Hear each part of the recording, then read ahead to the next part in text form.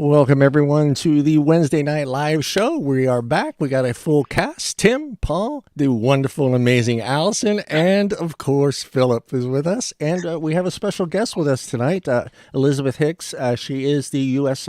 Affairs Analyst for Consumer Choice Center. Elizabeth graduated from the University of Iowa, by the way. Go Lady Jayhawks, right? Hawkeyes. Oh, they're the Hawkeyes. They're the Hawkeyes. Yeah, that's right. I forgot that they were the Hawkeyes. I'm thinking a different school for some reason, but yeah. I had to add that to the intro only because it is March Madness, so I had to add that to that. And the fact that we have someone from there, and pretty awesome that you guys second time you guys made it to the Final Four. So congratulations to your school. Yeah, that's pretty awesome. Pretty awesome. Well done. Yeah, well done. It's a big deal.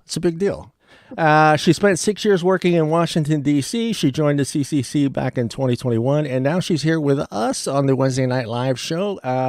Welcome to the show, Elizabeth. Thank you so much. So happy to be here. Thank you for being here. Yeah, Ali is just amazing. That's why I call her amazing and awesome and just wonderful. She gets these great guests to come on our show, and we love having her part of the podcast. And now we have a new guy, Phillip. Phillip is new. He's not new, but I'm the new guy. He's a new guy.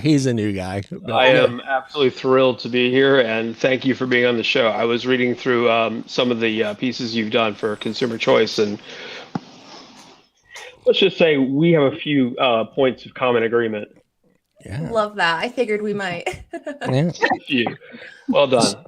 So we live pretty, Elizabeth, we live pretty exciting lives. So we like to share what we did during the week.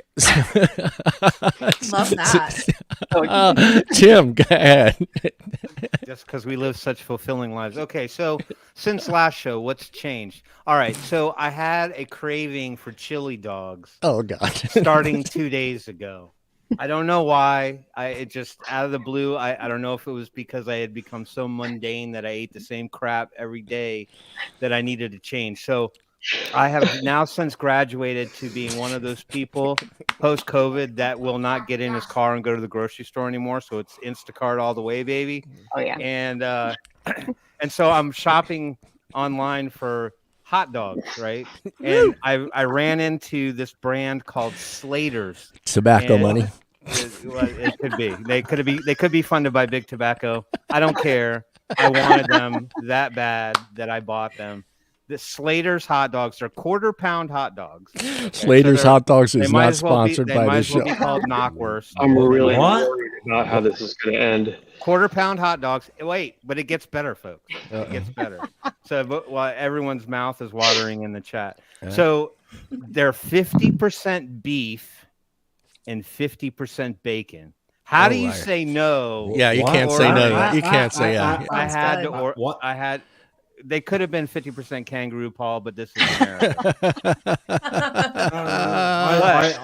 I love bacon. Yeah, so I couldn't say no. So no. That's what I did this week. That's my week. I know. Your heart could say no, but yeah, you can't say no. But your heart might say no at some point in time. We won't talk about my heart. We won't talk about my heart. Cravings, and I'll see you soon. I'm intervention, Atlanta. Let's go. You can't have my last 4 hot dogs. Yeah, you can't. Paul, can you top that hot dog story for your week? No. I've been painting and I'm going fishing tomorrow. So no. All right. No. What are you painting? I just painted the whole house. We thought you were like Van Gogh or something. I was like, the Mona Lisa. I mean, I figured something, abstract, Last Supper, and on the ceiling of his dining room, something like that. But all right, I'm telling you, Elizabeth, we live some amazing lives. Allie, can you top the hot dog story? I cannot. I'm really upset that Tim went first because now, how do I follow up to that? I really don't know. Yeah. So my son last week went to the Presidential Cup with his band in DC, and they placed second. So that's really great. They did really great. They got some medals. And then I've just been working all week, Yeah. Same old. Super Yeah. That's excited. fantastic, though. Oh Really? yeah. That's quite an honor. Yeah. What It was great. are they just medals? They're medals, no trophies, no more. No, just a medal because they go on their like suit, so when they perform, they can wear all their medals. Yeah. That's cool. Start looking like a first admiral after. Yeah. Yeah. Elizabeth, how is your week going? It's good. I also don't think I can top, the hot dog story. Can you top that hot dog story? That's a tough act to follow. Yeah. Delivery hot dog, chili dog. I mean, we got to think about this in a second, Tim. Whew. Yeah, it's tough. Yeah, it's been a pretty good week, though. I live in Michigan, and we're just finally getting through what we call second winter, and we're about in spring. So I guess that's the most exciting thing. Other than that, same with Allie. Been working lots of vaping stuff happening, lots of bad bills coming around that we're trying to fight back on. Yeah. You guys get kind of like the same winter like in Buffalo from the lakes, right? Yeah. That's crazy. That's crazy. No, I was there and I'm never going back to Buffalo ever again during the winter time. That's never happened. Phillip, I know you can top that hot dog story. Come on. If you want to hear about my experience having to replace a 15-year-old clothes dryer, GE, back in the day. Let's just say this failed, and I'm sitting there thinking, I don't know anything about what to do next. Okay, these things are just. I bought a new washer. The dryer had me stumped, so I finally. Yeah, there are a lot of different choices here. YouTube, man, YouTube. And you're like, okay, I don't want to have to, take out a second mortgage to buy the stupid thing. And this young lady named Barbara at Home Depot gave me a big hug when I walked in and showed me this whirlpool that had a hamper door, like a pull-down hamper door, which is extraordinarily, it economizes on space. It's beautiful. And she said, it's going to be okay. You needed to hear. It's going to be delivered on Monday, so I expect it won't be all okay, but it's on its way, and that's all I have to say about that. All right. So she gave you a hug. She showed you her whirlpool, and then you bought a new washer. There is nothing you can not make sexual innuendo out of, is there? No. Is that what the kids are calling it these days? The whirlpool. The whirlpool. Well, I was about to buy this LG fiasco. And she's like, no, and I'm like, okay, why not? It's matchy, and that's my. Yeah, we just live amazing lives. That's all I'm saying. Timmy, say hello to those people in the chat. Hey, everybody, and welcome to this week's edition of the Wednesday Night Live Show. Our wonderful audience is here as per usual. I'm glad that they figured out that we started earlier today. I was a little worried that they wouldn't catch on, but I see a bunch of familiar faces. So let me pull out my romper room mirror and say hello to Mallory Gates. Good to see you. How are you, Mallory? Wonderful to see you on the show. And by the way, John Mallory schooled you on your basketball team names. Yeah, I got it written. I got it written down. I don't know why I'm thinking.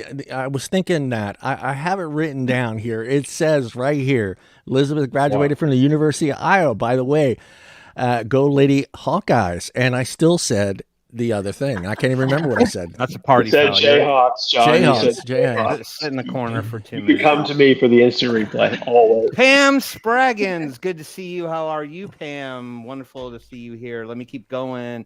God, it's mostly us. Addie Tooney, great to see you, Addie. How are you? Wonderful to see you back here on the show. I'm scrolling. I'm waiting for some of the other stragglers to come in, like the Red Ferns and the all the. Yeah, but that's it. That's everybody. Oh, Rog snuck in here. Rog got in here under. Yeah, look. Here's even my show notes. The Hawkeyes made history, advancing to the Final Four for the second time in school history. We're the national finalists. I have all kinds of stats, and I still messed it up. I tell you. Write it down. I'll write it down next time.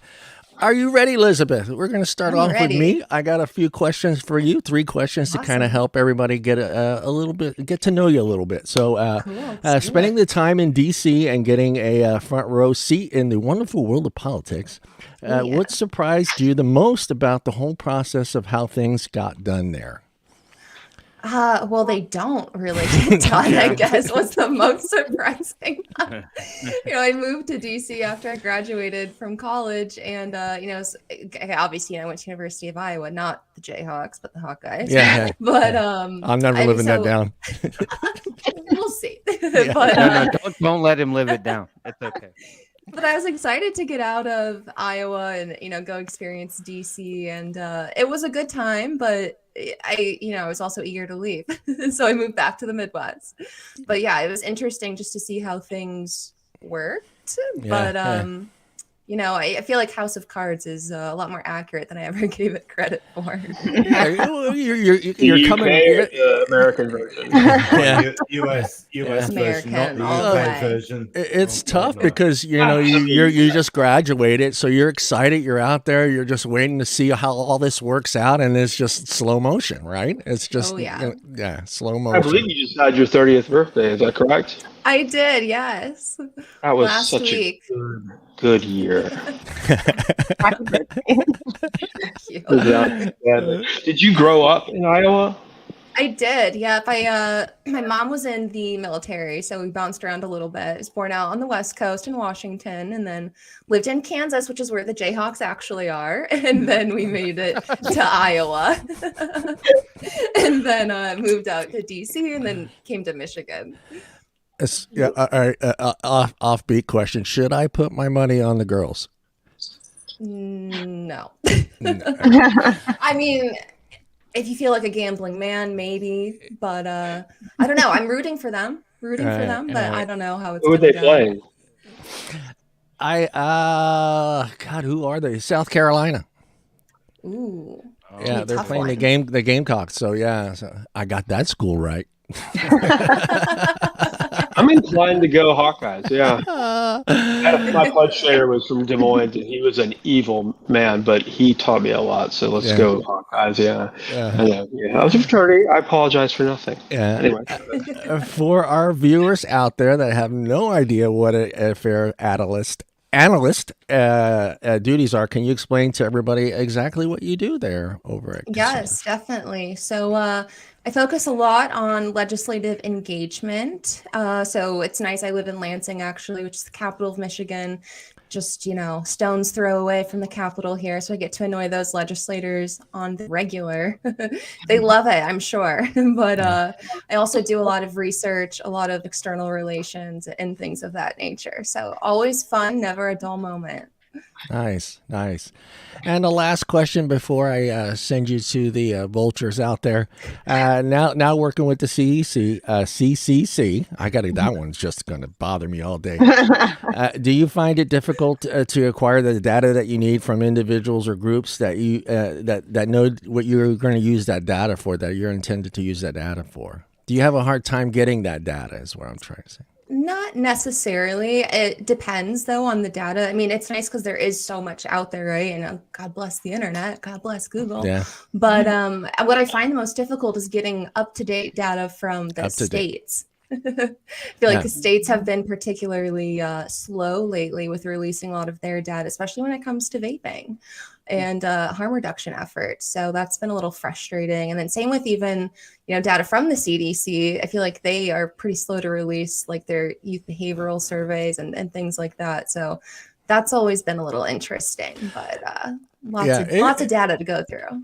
Yeah, it's frustrating. I mean, we remember that one night we were looking for something, Allie, and we just only thing we could find was like 2010 or 2011 or 2018. And it was like, I think 2020, 2019, 2020 is like the most up-to-date stuff I can find for the complete information. Yeah. Well, I they love 2019.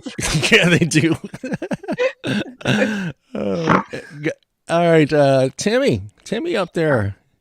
So my first question would be the transgression to DC. Was that associated to your own endeavors, or was that part of the Consumer Choice Center, the actual move to DC to get involved in environment? So that was part of my own endeavors. I worked for a couple nonprofits before I was at Consumer Choice Center, and they were based out in the DC area. The first one was actually in Arlington, and then the next one was in DC proper, the proper swamp. Yeah. But then during COVID, I lived in a house with like 5 roommates. And my God, we drove each other nuts. So I was like, I got to get out of here. Yeah. I ended up getting married. So we're like, let's move and get our own house and, actually be adults now. So that's what prompted us leaving DC. And, I do miss it. I like going back. I am jealous of the weather. I heard it was like 85 degrees today, which is a warm one. Wonderful. Well, I'm in Atlanta, but I grew up in Northern Virginia. I grew up my whole life in Arlington County, where you were. Okay. And so I've always been a satellite to the DC area. And I echo your sentiment. Eventually, at one point, I'm like, I'm ready to leave. I just need a change. Yeah. It's a great experience, but I commend anyone who lives there forever. I think it's a challenge, but wishing those people all the best. There was just not enough rock venues there for Tim to stay, so he had to move. They do have a great music scene, though. Yeah, it depends on what you're looking for. I've been kicked out of every bar at Adams Morgan. In Adams Morgan, you've been kicked out. That's pretty much a tough area to get kicked out. It took 2 months, basically. No, I don't know. I think 2 months. I certainly think DC offers a little bit of something for everyone, depending on what you're typically looking for. Yeah. Living there is a different story, just due to the cost of trying to live in that area. But you spend your whole life around that political environment, and and everybody's got their hand in some organization, or they're part of some some nonprofit out there. So it just I never delved into the environment of politics, particularly, even though parts of my family were involved in it. So I was just interested to find out what led you to DC. But I can understand the chaos and wanting to get out. So. Yeah. I mean, also, to be fair, Iowa is not the most exciting state. So I think anything would have been welcomed. But DC was a fun moment for sure. Yeah, nice. Polly Walnuts, you're up. What? How did I get walnuts? It's early. It's your mobster name, buddy. Yeah, all right. Yeah, all right. No comment. Moving from Iowa to DC. All right. I need to have one question answered first and foremost. Your favorite food from living in, well, as we call it, and I've got friends in Iowa and they're gonna fucking kill me for this, bumfuck nowhere to DC. What is either your favorite restaurant or venue to go to when you're trying to chill out? Well, in Iowa, there aren't many. No. But in DC, this is, I feel like, kind of a small, more local place throughout the DMV area, but Silver Diner. I don't know if you guys are familiar, but it is fabulous. So if you haven't been, check it out. There's a few locations scattered throughout the area. But I miss that place. I had a dream about the food there last week. So I feel like I need to go back and go eat some. But is this a chain of place in Iowa? No, it's DC. It's in DC, but it's DC. Yeah. Going back to Tim, don't they have a famous hot dog place out there in DC? I mean, it's like really famous hot dog place. Is it Ben's Chili Bowl? Is that what it's called? I mean, like, everybody's been there. Presidents, I mean, just have to stop there and eat a hot dog. And it's pretty crazy. I think it is that place, but I think it shut down during COVID, unfortunately. I don't know if it's there anymore. Tim might know, but has gone too. We were all about the Little Tavern, but that was before everybody's time. The Little Tavern was like the authentic White Castle of 40 years ago. Like that, yeah. We were after the clubs. We were at the Little Tavern at 2 a.m. getting a bag of burgers. Yeah. The wonderful and amazing Allie, you're up. You don't have to say that every time. I mean, it's fine. The wonderful, amazing, insightful Allie. So I saw your quote in the amazing Women in THR thread on Twitter. congrats, by the way, for being featured by, the wonderful Skip. She's amazing. Yes, she's awesome. She's so sweet. As someone who is a cancer patient, which is already incredibly hard, and I mean, I can't even imagine how hard that is. Do you encounter the same misinformation we see from the doctors on Twitter in person? And do you try to like set them straight, or? Absolutely. It's been really interesting. Because I vape, and I was very clear with my oncologist that, when I was starting chemo, they give you like a whole rundown of everything that you can't do. And it's like pretty much everything fun. They're like, no, you can't do that. I was like, great.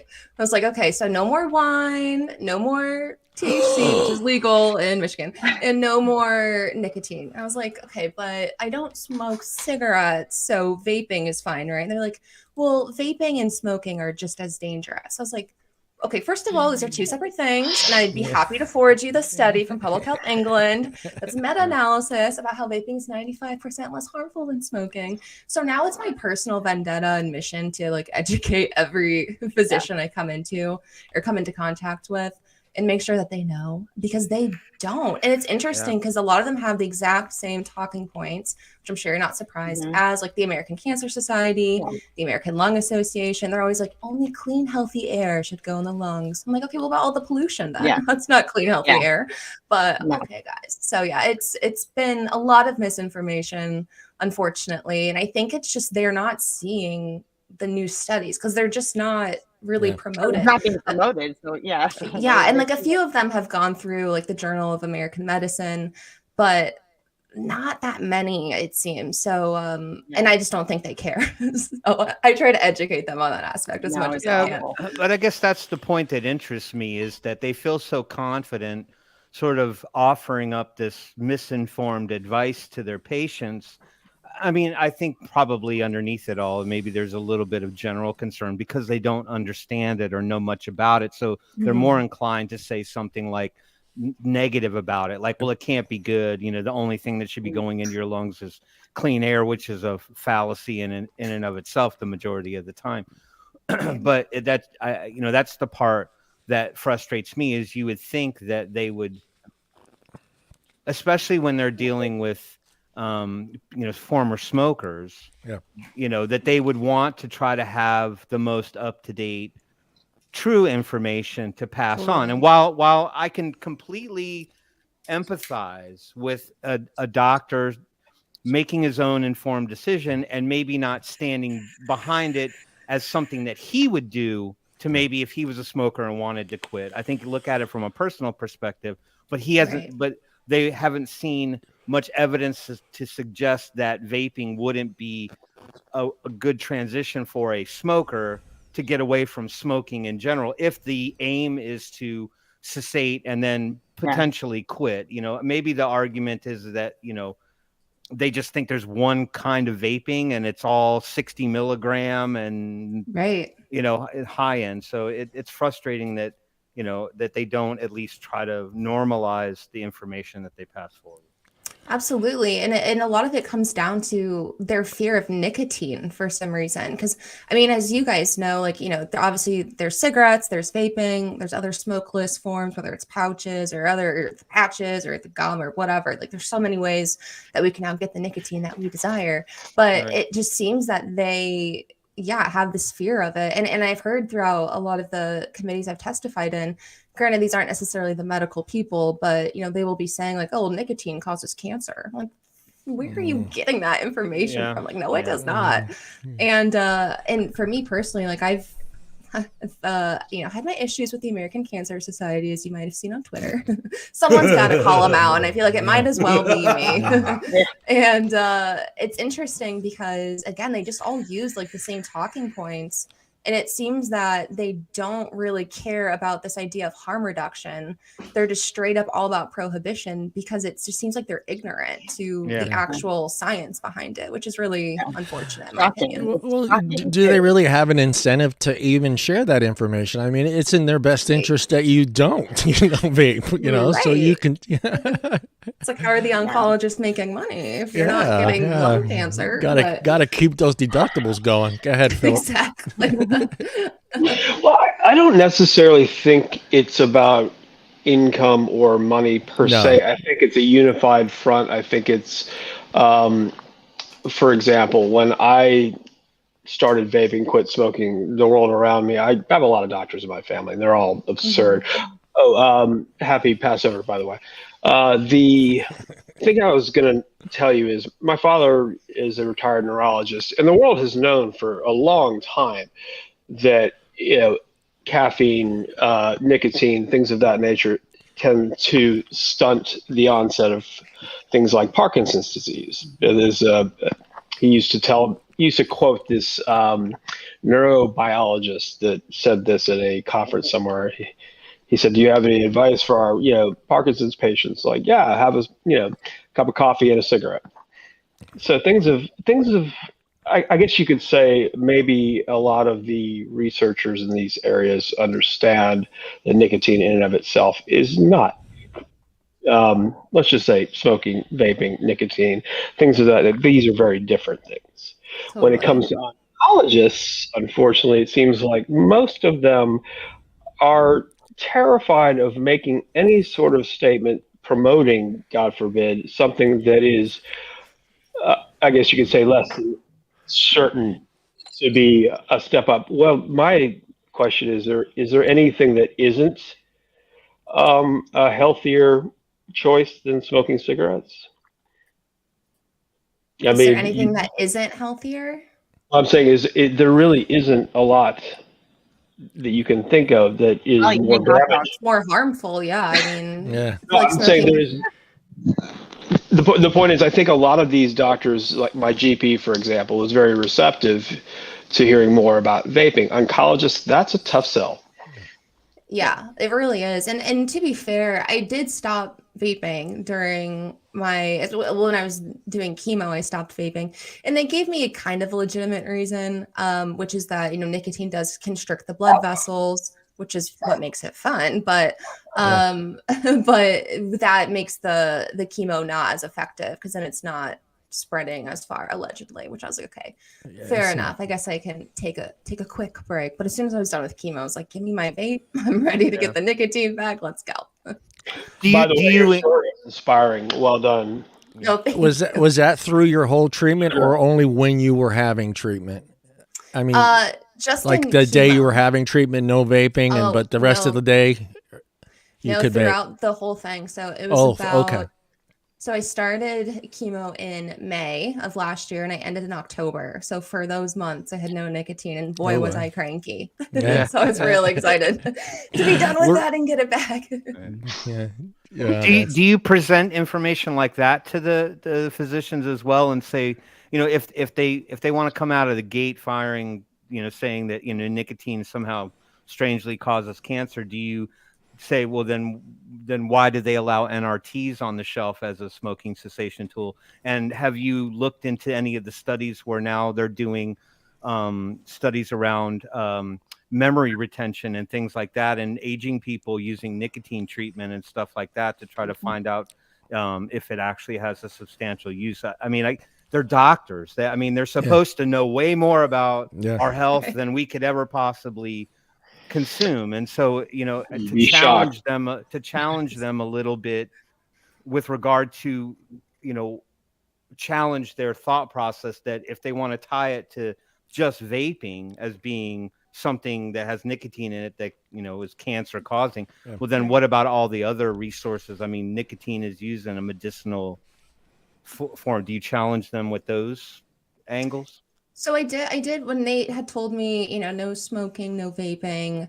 I asked about, other like NRTs and if there is something that I could use, whether it was like just a patch or the gum or pouches or whatever. And it was pretty consistent. They're like, no. Yeah. But they also said, it's a stressful time. So if you can't quit, do the least harmful, which they thought would be like patches or the gum, because then you don't have any inhalation, things like that. Right. But they were like, if you can, just don't do it for the time being. Yeah. Well, they said don't do it at all, but I was like, I heard for the time being. Yeah.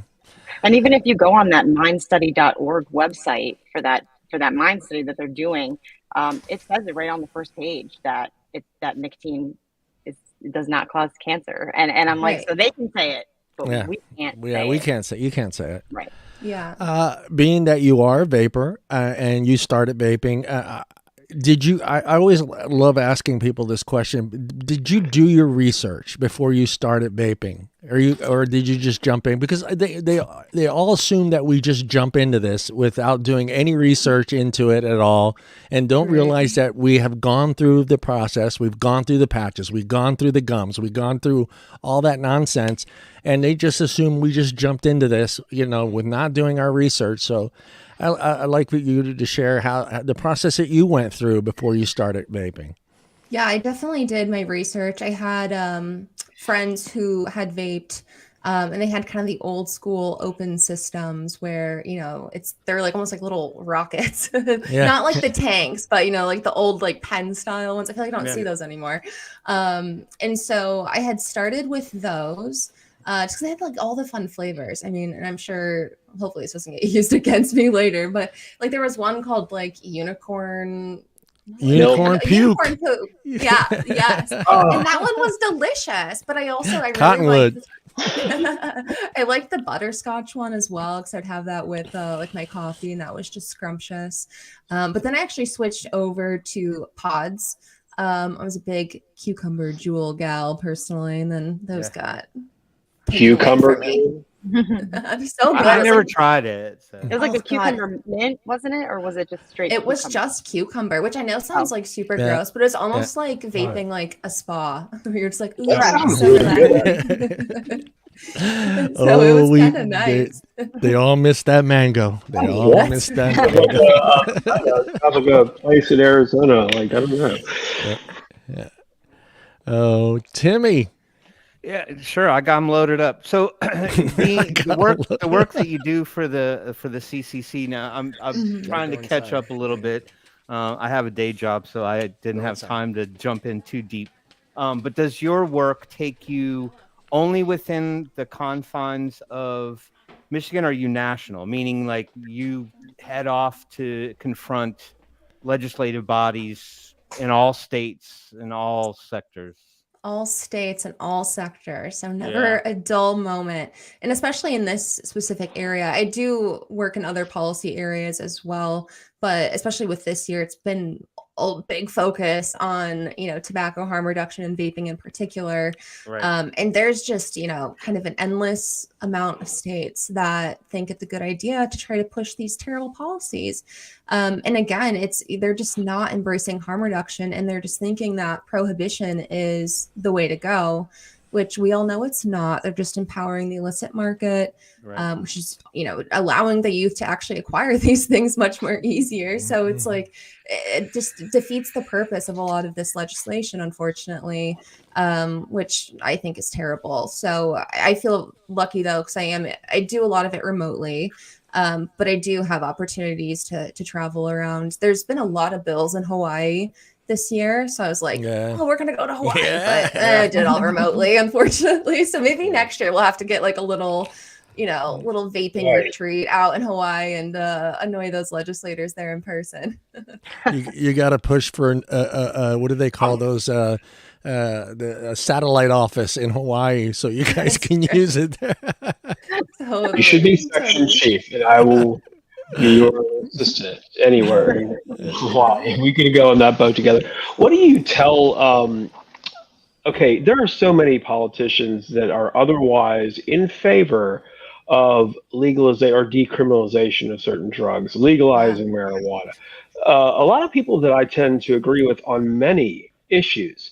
And then when it comes to vaping, tobacco harm reduction, they lose their minds. They go crazy. They absolutely turn into a person that is illogical. And what do you say to these people? Because the interesting thing is, and bravo everyone for ignoring to hear, that was a great moment.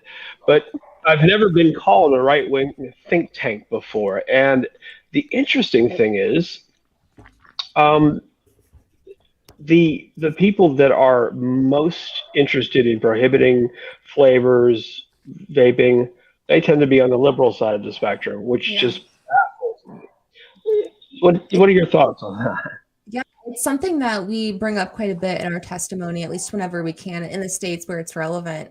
Because you're totally right. I mean, it's a lot of the, left of center legislators are really like, about banning flavors of vaping products or increasing taxes or implementing nicotine caps or things like that. But at the same time, like in the same breath, they're like, but cannabis is awesome and the flavors matter and gummies matter. And we're like, yes, you're right, but apply that and be ideologically consistent, please, for the love of God, to vaping and to these other efforts. So it is really interesting to see that happen. And again, it's like, we're definitely not going in being like, oh yeah, well, ban everything then. We're like, no, have it all. We want all of it. We want access to all of it, but just keep it consistent. So we applaud them for their efforts in, either decriminalizing or legalizing cannabis in their states.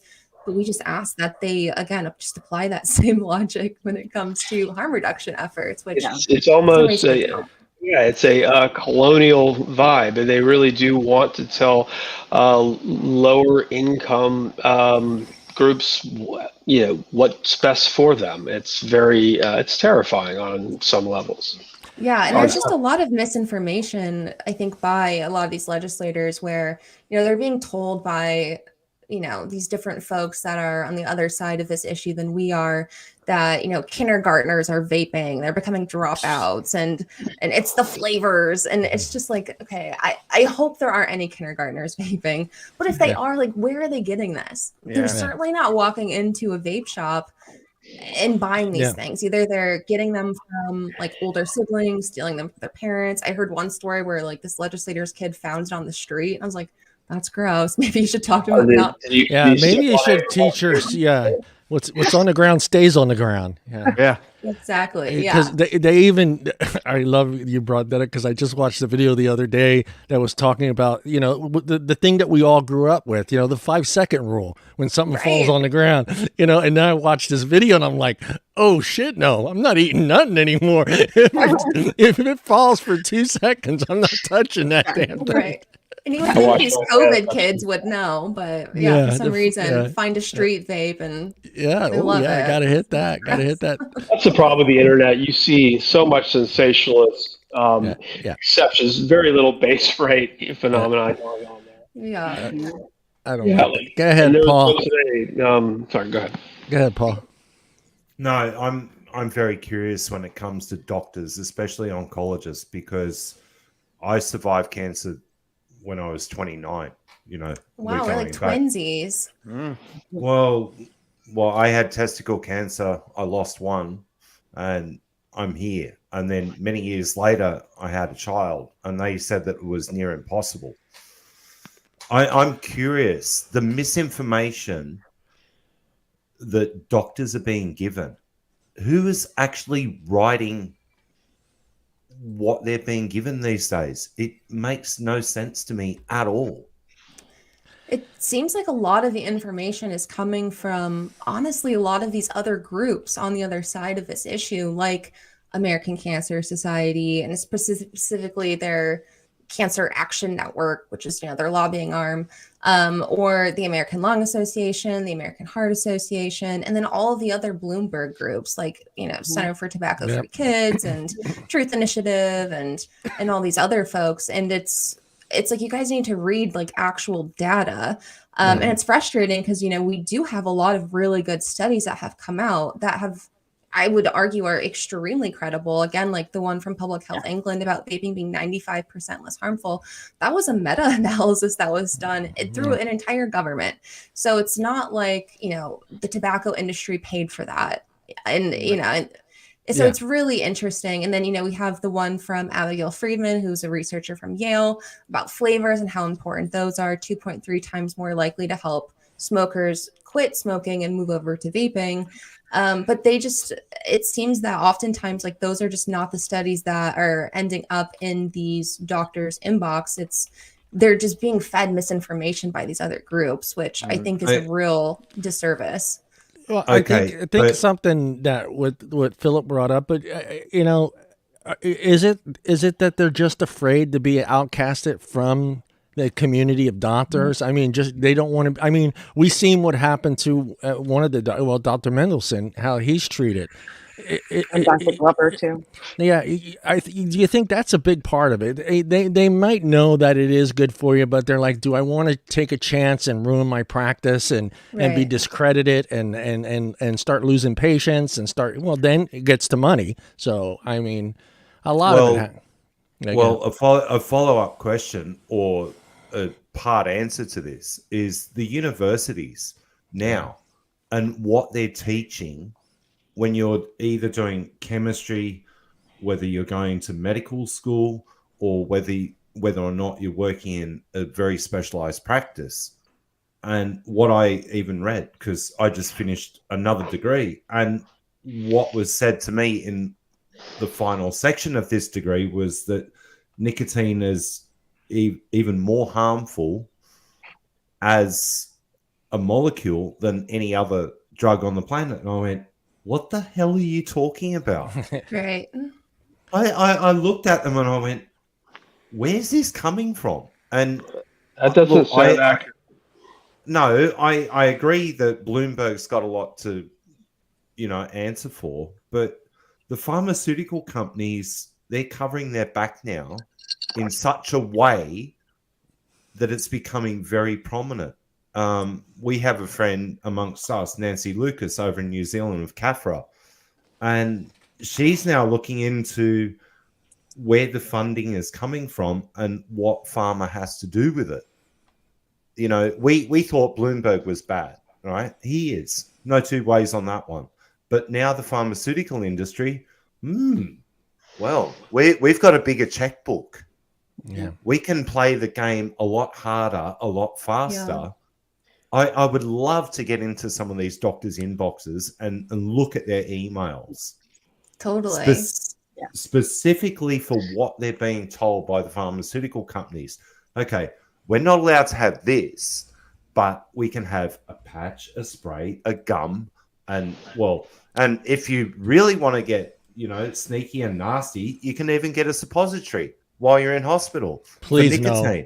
Please. The American Cancer Society was actually not. They were not promoting vaping, but they were not always just hostile toward vaping. And something changed. I want to say it was 2017 when their tune completely changed, because they did make a few statements in favor of this is safer than smoking. What do you remember what I'm talking about? It was either 2017 or 2018 where they made a few statements that were actually long list of quotes that Charles Gardner always posts online. They had some not promoting it, but definitely encouraging the switch. And I think it happened. A friend of the family used to be the president of the American Cancer Society, and he was there for many years and left. And let's just say that after that, I can't speak to what happened. Is there anything that you're aware of that took place other than the obvious Viali incident, which I do believe has skewed the picture entirely? Yeah. But the thing is, though, that this industry or the vaping industry or tobacco harm reduction has caused a bigger upset across so many different platforms than any other industry in the world. It's just too effective. Well, that's the key, right? And you look now, and it's becoming very apparent that we have Bloom Turd doing his thing, and then we've got what? I'm being nice here. I'm not. Yeah, I know you are. You're hallelujah. I'm stealing that though. That's amazing. And. You got your Apple Watch on to check your I learned pulse? so much cool stuff on this show. I'm so happy to be here. Excuse me? I don't use any Apple products. Yeah, I know. Go ahead, Paul.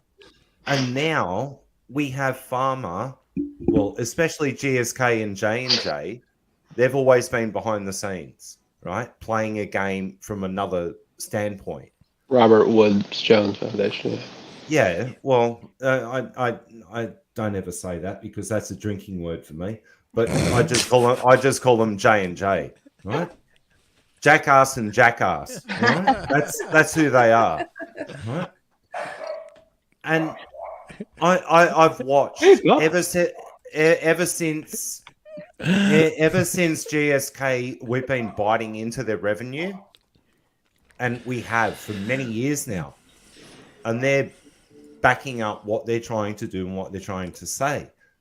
How often do you come up against pharma in these meetings as to Bloomturd and his cronies? You know, I haven't seen a lot of pharma people in these committee hearings, which now that I think about it, is actually a little shocking. But it usually what we see, it's, you know, the Bloom turds. I love that. Yeah. We call them mini Mike, but I think Bloom turds is now the preferred word here. And then we see a lot of folks from, you know, like the education system, like a lot of teachers. And we also see a lot of just public health professionals. Well, to an extent, but you know, there's a handful of maybe that's being a little generous here. Well, you got to think big pharma's got high paid lobbyists. They don't need to show up to these meetings. They're already taking care of their deals behind the doors, and it's just, I'm wondering too, for a lot of the doctors that do testify, or the nurse practitioners, I am curious, you know, who sent them there. Is it the Bloom turds, or is it pharma, or are they just empowered on their own? Pharma. No, that's pharma. 100%. You go to this.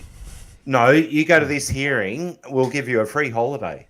That's how it works with nurse practitioners. You got to see how the money rolls around. And myself and Lindsay have been going backwards and forwards with this recently. She said the same thing.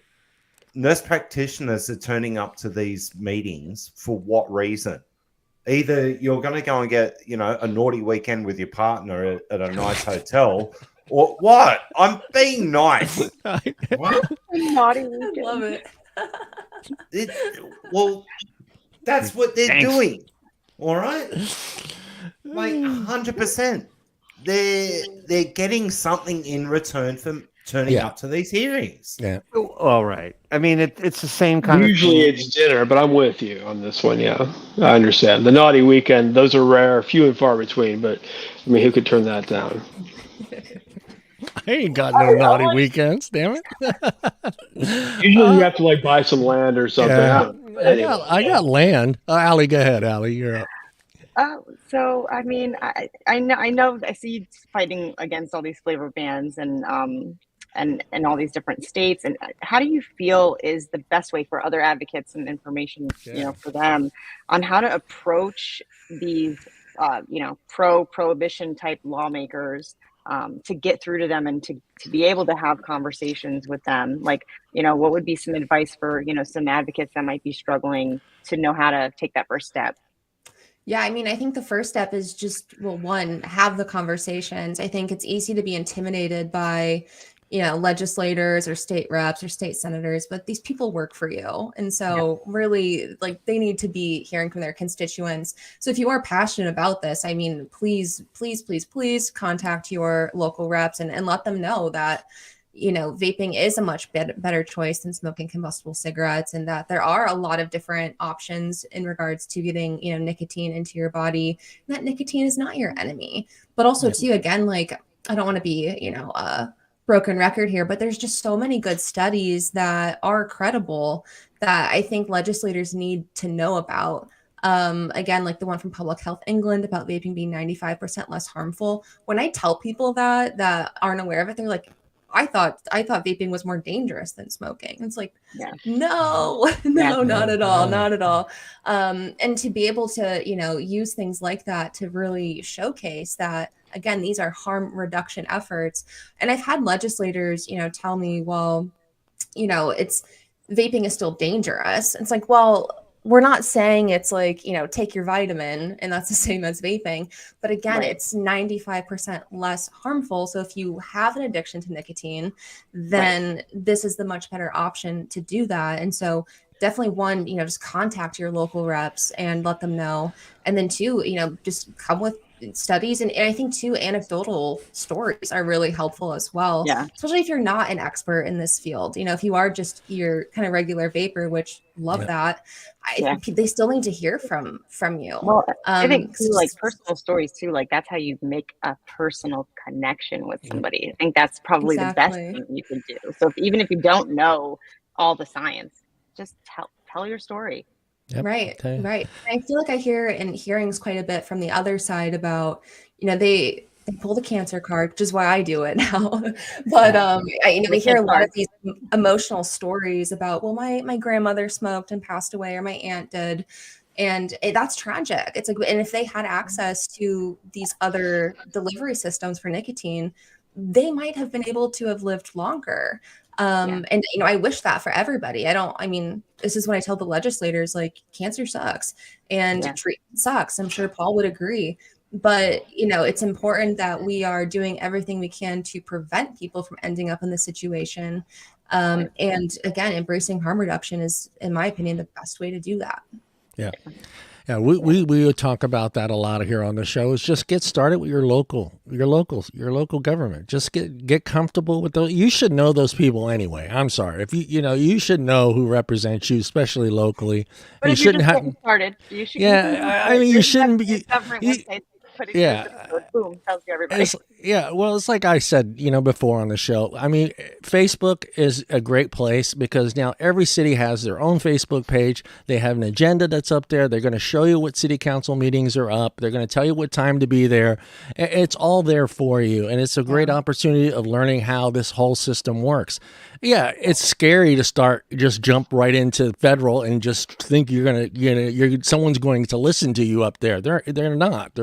You may get lucky and talk to a staffer every now and then, which is that's a good way though. You're getting good with the assistant. We talked about them knowing a little bit more. Let's not say a little bit more, a lot more than whoever they're working for. A lot of them vape too. That's the whole thing. That's a lot of them vape. So it's like, they want to help you, and also too, I think they're just people. Like I was really intimidated when I first started and going to, talk to these lawmakers that are already dead set against what I'm trying to tell them. Yeah. And I was nervous. And then you start talking and you realize like, it's just another person. And the more that you try, the easier it is. But I think that, getting started and just, sending out an email, giving a call, anything that you can do. And once like we bombarded, one of our local reps when he was up for election with videos. We had like all of our customers send in videos, and I was like, you are constituents. They need to see your face. They need to hear your story. So, and that I think was really effective to see all the adults that were begging to not ban flavors. I love those videos. Those testimonials, I think, are so powerful. And again, it really showcases it's not youth. It's like people who had smoked for 30 years and are now, vaping. And it's the fun flavors that got them to switch. And that's what I tell legislators too. The flavors are important because no one's really switching from cigarettes to then cigarette flavored vapes. Like that's not a particularly enticing sell. So and I think too, I just want to repeat what Allie said. You can just send them an email. You don't have to go testify. Please feel free to. The more the merrier. But you even just to start with an email, and also too, it doesn't have to be federal. It could just be state. It could even be local. We see this a lot from city councils and municipalities as well. So just do what you can if you feel inclined to do so, and we'll take all the help we can get. Yeah, if you're gonna stand in line and wait 4 hours just to touch Bruno Mars, I think you should know who your congressman is, who your senator is, any of that. It's just ridiculous. But yeah, go ahead. You need 6 hours. How did you get in for? I just don't get it. I don't get know it. Somebody, John? I hate the people that in my city here that wake up one morning and go, holy shit, what our water, like for instance, they added more fluoride to our water. There was a huge city council meeting. Everybody showed up, but all of a sudden, everybody's like, why does the water taste different? I'm like, all right, where were you last week? Where were you last week when this was, and it amazes me that nobody pays attention to any of that stuff. It's just, I know everyone's got a lot going on in their life, but, it's your city. It's your city. Yeah. So. And if you go on their websites too, if you sign up for their emails, if they go somewhere, they're hosting something, they'll send you an email and say, come have cocktails with Nancy Mace. I got an email the other day and I'm like, well, let's go have cocktails with Nancy Mace, talk to her about vaping.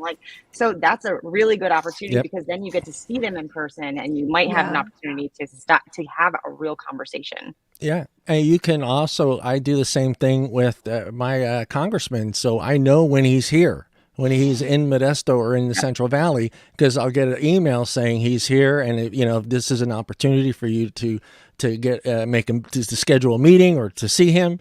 But yeah, it's a good thing having that email sort. But like I said, Facebook is there. Just go to your city, type in your city. It's right there. Everything that you need is right there.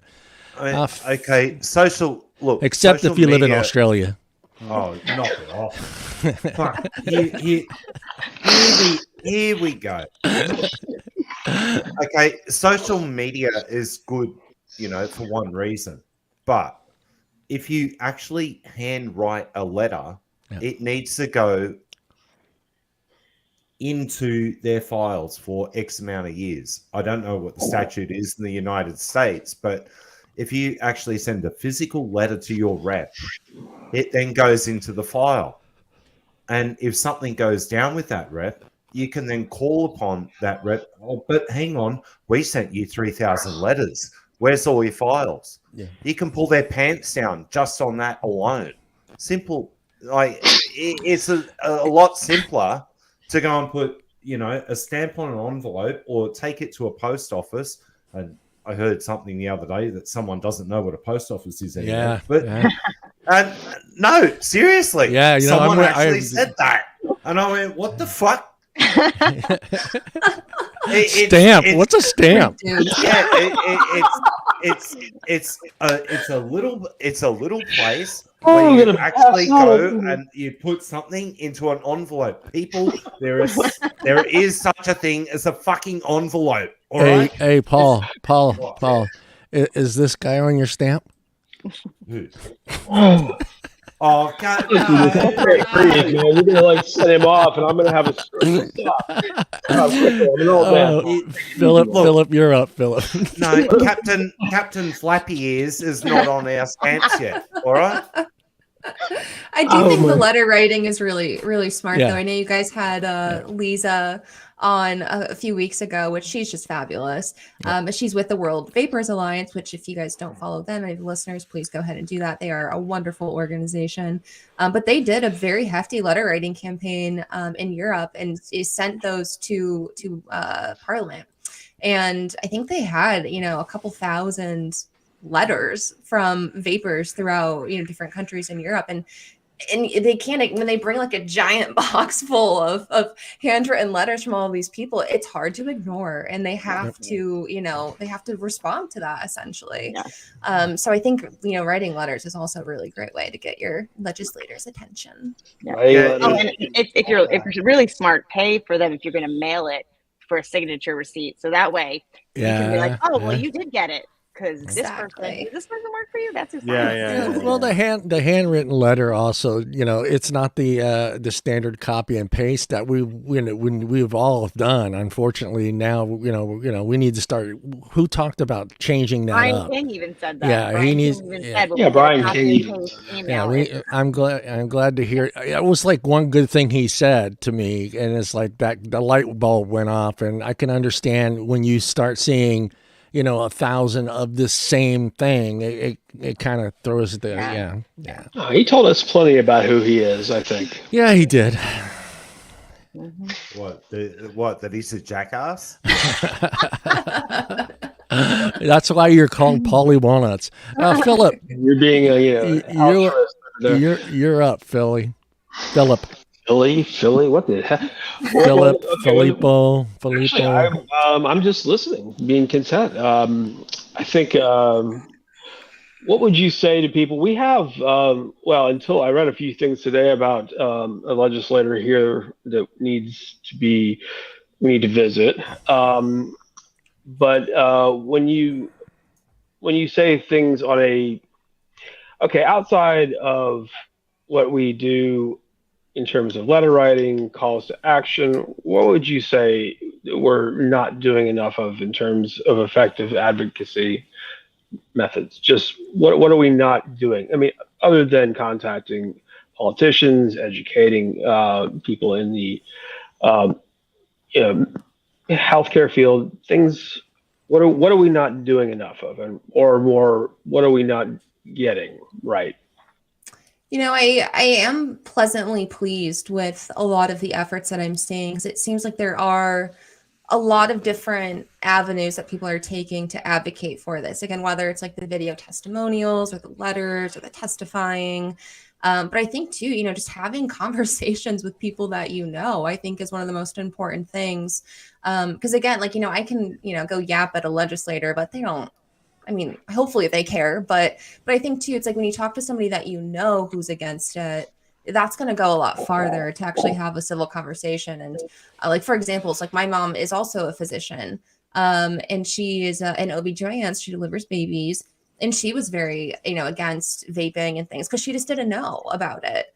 But then, when I talked to her about, the studies and especially when it comes to like women who are pregnant, now she's on board with, she doesn't vape, but she's like pro vaping because now she can see that it is, again, much less harmful than smoking combustible cigarettes. And especially for her specific field, women who are pregnant, if they vape instead of or use, different nicotine delivery systems outside of combustibles, a lot of the issues that you see with birth weights and things like that from women who do smoke combustibles, if they vape or do the other avenues, it's much more normal birth weights and things to women who don't consume nicotine at all.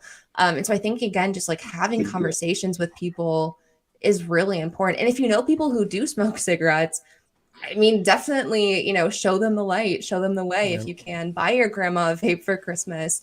I think, these are all great things that we can all be doing to help get the message across. But again, I am really impressed with a lot of the folks that I see that are advocating for this. I love the memes, so I guess more memes would be great. But otherwise, again, just a lot of the efforts that I'm seeing, I really love, and I think are really helpful. Yeah. I'm curious, how did Consumer Choice Center get involved in this? So Consumer Choice Center was started in 2017, so a few years before I joined. And we focus on a lot of different issue areas. It actually got started by fighting an Uber ban in Germany. Oh, wow. And then from there. It's very interesting. Yeah, which is everything just sort of snowballed from there. That was big. That was big news too. We are definitely a rowdy bunch. We're a fun bunch, I'd like to think, but most of us do vape. And so it was kind of a natural fit. We focus a lot on lifestyle choices. That's one of the big buckets that we focus on. So I think, a lot of consumer groups, unfortunately, are, advocating for protectionism and things like that. Whereas we are the opposite. We want people to have access to the products that they want to have access to, and we want them to have access to it, safely and at reasonable prices. And so I think it was kind of a natural progression into harm reduction, and specifically with tobacco, of course, again, with vaping and things like that. We also do a lot of work, with pouches and all sorts of fun little harm reduction tools, but also we do a lot of work with vaping and alcohol, and other, lifestyle choices that we think are fun and people should have access to. In cannabis legalization, or you're doing a lot of work supporting cannabis legalization, which I think is equally important. I think absolutely. Yeah, basically anything. No, I like what you're doing, just in the sense that you're doing a great deal for people who should have their right to choose for themselves how they want to live their lives. And in this case, with menthol prohibition, that piece that you wrote about the Columbus, Ohio ban, very, very well said, in November of last year, about how this is truly going to impact poor people who smoke the most, without question. And I think some of my Democrat friends have really forgotten about that. And it's hard to bear sometimes. And I'm doing my utmost to remind them that, well, just because they are they don't make as much money as you and they smoke cigarettes doesn't mean their lives don't count. Right. And I think too, there's a way to talk about these issues with both sides of the aisle. And I think certain talking points work better with, different, sides. And for the left, which are the ones that we see who are mostly trying to, limit consumers' access to these products. But also it's not just the left. I've definitely seen plenty of Republican legislators also trying to ban these things, which is unfortunate. Yeah. But for the left, talking about lower income. Yeah. And talking about lower income and how, these bans or these taxes affect them the most, I think is a really big selling point. And then also the whole criminal justice side. Let us not forget Eric Garner and what happened to him and all sorts of other folks. And if we criminalize this activity, then we're just encouraging more police interaction. And, looking at statistics, it's going to be with mostly minorities and people of color. And we don't want that. We want these people to be safe. And again, we want them to have access. And for the Republicans, my God, how much tax money do you want to waste on, Medicare, Medicaid, and other things like this? And do we really want police to be wasting their time and resources on going after people who are vaping? Cannot make that point clear enough, often enough. Yeah. I think it's important. Anything that increases the number of encounters with law enforcement is going to end in tragedy, and something is truly trivial. It's impossible for me to understand why these bans aren't seen for what they are. It's making something illegal, and every time you do that, let's just say you have new laws to break, new reasons to arrest and or apprehend people who are breaking laws that didn't exist before. And this is just, it's absurd. It's insanity, really. And in Massachusetts, they have the illicit tobacco task force because they banned flavors. And that's a real thing, which I was like, holy shit, that's awesome. You got to have that task force. And they released... and then you got to have vice principals doing strip searches too. You can't have these kids running around, so they got to get money for that. And then banning when they can go to the bathroom and things because it's just become nuts. Bathrooms Where's your partner? Where's your partner? Well, I don't even want to talk about how many times I would go to the bathroom in high school to smoke during the course of the day. We're talking about walking fire hazard. I don't think they shut down the school once. I definitely wasn't the only one in there smoking either. It was obvious that we were in there smoking. But they tend to blame vaping when there are other behavioral issues that are, caused. They're talking about fights, kids are, what came first. They can't go to the bathroom anywhere, so they're all, having to crowd and making a line for the bathroom. Of course, they're going to be, fights and nudging and this sort of thing breaking out. You put all these kids together and they all have to use the bathroom. Yeah, they're going to get cranky. Yeah. So where's your pee buddy? Got to go to the bathroom with your pee buddy. Tim, go ahead, Tim.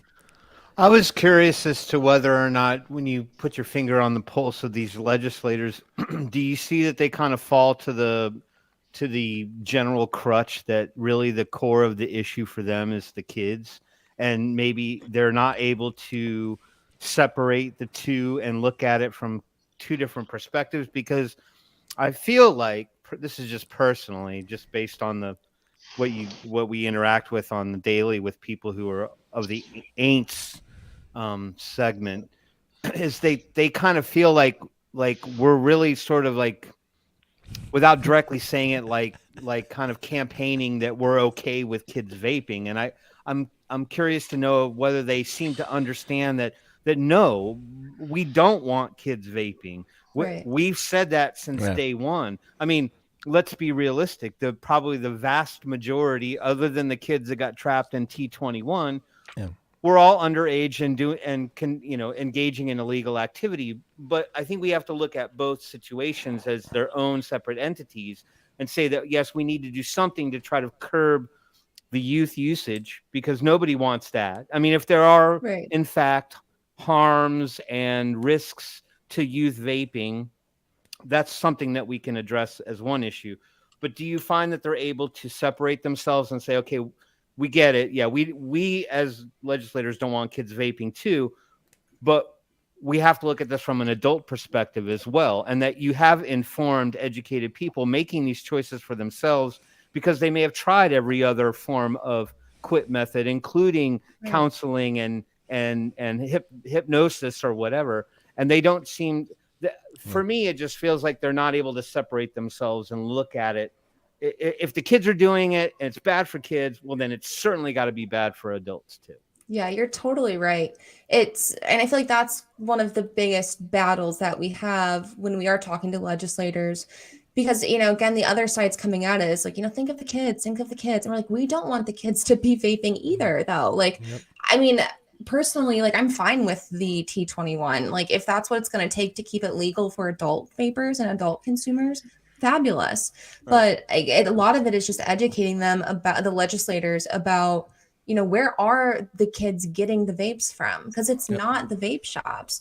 And it's from, again, either the illicit market or friends or their parents, or finding them on the street, which is gross, and don't do that. Or gas stations, convenience stores are selling it to a lot of youth because they don't care. Yeah. Well, go ahead. Well, no, I was going to say, why is it that they can't seem to wrap their head around the idea that enforcement could make a difference as well, right? So what I'm saying is that, I mean, I'm not challenging the vape shops. I have full confidence in the vape shops that they're flagging for these kids coming in, like Allison's shops. They ID you basically at the door. They ID you. Yeah, so I mean, they're aware of who's walking into their stores, and they can smell, some shady shit going on when a mom tries to come in and buy it for her kid or something like that, because maybe she doesn't know what she's talking about, but she seems to know what she wants to order. I'm sure there's signs. Yeah. But I guess, my question to that is I don't seem to understand why they don't seem to want to go deeper with enforcement and potentially levy fines against these establishments that are selling to underage. I'm not saying we need to slap 13-year-olds in cuffs and throw them in jail for vaping. I don't think that we're solving anything by doing that. But no one seems to want to address that. Yeah. Are you just saying like, okay, from here until the end of time, kids will always sort of do things to break the law and be scandalous and try to get their hands on the forbidden fruits that they're not supposed to have, but we're okay with that. So in order to curb that issue, we're just going to take it away from everybody. So we get put in timeout for something that we didn't even manifest. So why is it that they don't want to look at it from an enforcement perspective? Or do they even address that? They just say, oh no, vaping's bad, get rid of it. I was testifying in a committee hearing last week, and that actually came up. And part of the bill was enforcement of kids that vape, which I thought was really interesting. And it's not necessarily like put them in handcuffs, but it was essentially if they get caught and they're under 21, I think it was in Alaska, actually. If they get caught and they're under 21, then they have to appear before a judge with their parent or guardian, and they get like a $300 fine, and they have to explain like where they got the vape and why they're vaping. And I thought that was kind of interesting. I don't quite know how I feel about it, because I mean, I don't think we should be criminalizing kids. But what is the penalty for getting caught with cigarettes? And the judicial system is already busy enough. So that's my angle. While I think that when we're dealing with youth, and this is such a gray area to walk into, because there are proponents that would give kids the ability to make some significant adult decisions for themselves that I don't think they're mentally prepared for, yet they don't seem to want to go after kids who are doing things that they shouldn't be doing by virtue of laws that are already on the books. So my angle is, I feel like if you embarrassingly hold the parents accountable and at the same time, so if the kid gets caught, okay, you're young, you made a bad decision, we understand you need to do better, but mom, you're going to pay the penalty for this, because that kid should have better, should have a better understanding of the things that they're doing when they're out there in the world. We can't just leave them to their own devices. I got a $75 ticket Plus, I had to pay $150 for my son to take traffic school because he was on his gas-powered scooter under the age of 15. So if he could do all that for riding a scooter, I think he could do the same when it comes to a vape. And what happened to good old juvenile hall? I went there once. I went there once and learned my fucking lesson. I was like, I'm not coming back here ever again. Okay, here's my question on this and law, and this is for everyone on the panel and everyone listening. How much would it cost to actually prosecute a kid that had a vape in his back pocket? Ooh, what's here in the States? No, any state in the United States or anywhere in the world, because they're going after kids here now, right? You got a $75 an hour cop writing a ticket for half an hour to 45 minutes. Right. You got a $110,000 a year judge. You got probably more than likely the parents don't have money for a lawyer, so now you got a public defender. So that's another guy making over $100,000 a year. Yeah, it'd be expensive. Can someone put a figure on this? Because I'm really fucking curious on this now, because this makes a really good point, and you go and jam the judicial system up even more than what it is with going and hunting like a 15-year-old that, has got a vape in their back pocket. Come on. Yeah. No, I truly think that you're right. The parents should be the ones made responsible, and any shame or punishment that's dished out, the kids. We're talking about first-time offenders, kids that are just literally being kids. Yeah, right. Trying a cigarette, having a White Claw, whatever the hell. None of them are trying cigarettes anymore. They're trying the vape instead. Thank you very much. Yeah. And number two, if you're going to, really take someone and openly punish them, which is damaging in and of itself, if they are first-time offenders, you don't do that to them. And interesting where we see a lot of the bad vaping policies go through, whether it's flavor bans or whatever. We see youth use of combustible cigarettes increase. So it's like, and I've seen things online, and hopefully they're jokes, but it's like, oh, can't quit vaping? Try the plant-based alternative of cigarettes. It's like, oh my God. It's terrible. It's made by Bill Gates. It's wonderful that kids my age, when I was in high school, I smoked constantly until I was 35. None of them, my stepson included, he's not smoking. I mean, he vaped for a couple of years and he gave it up because he was no longer interested. He's going to be starting medical school. The point is, there's a lot to be said for what kids aren't doing here. Right. They're experimenting with that thing that is unlikely to cause them let's just say a premature death and a lifelong, truly hazardous dependence, otherwise known as addiction in some circles. Totally. I think just talking about this, we all can realize it is a tough thing to figure out how to deal with this issue. It's not going to be a simple answer of just let's do this and it'll fix it. I mean, it's going to be different all across this whole complete country. I mean, things are going to be different in the inner city than it's going to be out in Iowa. I mean, it's going to be a whole.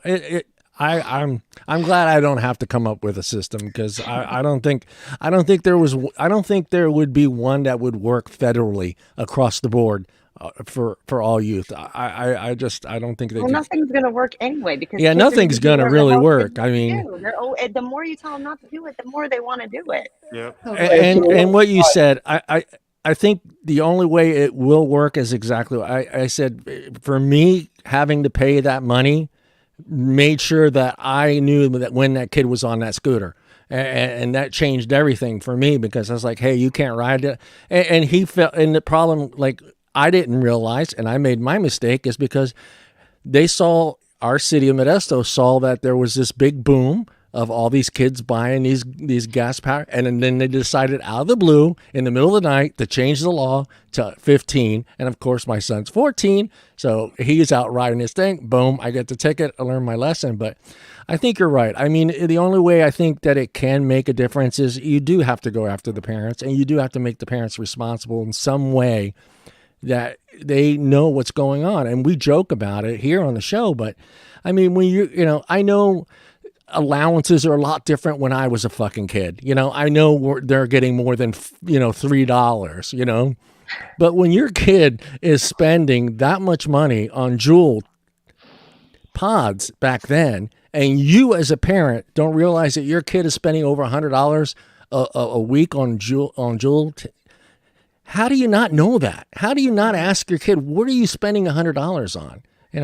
But like I said, I think if you go after them and punish them for their kids' actions, I don't know. This we reminds don't need a nanny state. Yeah, This reminds me of the saying, essentially the need to take action, like the closing of the bathrooms because of vaping.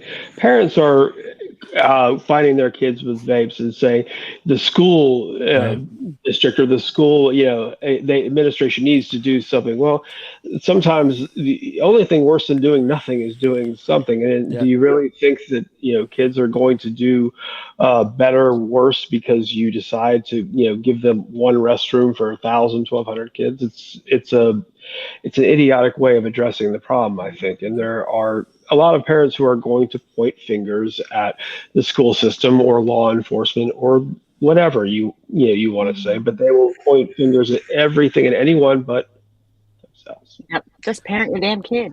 Yeah. Well, and that's the irony in it all is that, dare I say, I don't have, I mean, there might be a handful, like you probably counted on one hand, but I would say that there probably isn't a legislator or somebody in government today that can't look back and go, you know what, I was a kid too. Exactly. And we snuck around and did a bunch of dumb shit that we shouldn't have been doing. Like, we would go down to the park and drink a 6-pack of beer and then go steal mom's car and drive around. Especially if your last name is Kennedy. No, right. But then they go to the other side of the fence and they kind of ignore the fact that, we'll never be able to change kid behavior, right? Mm-hmm.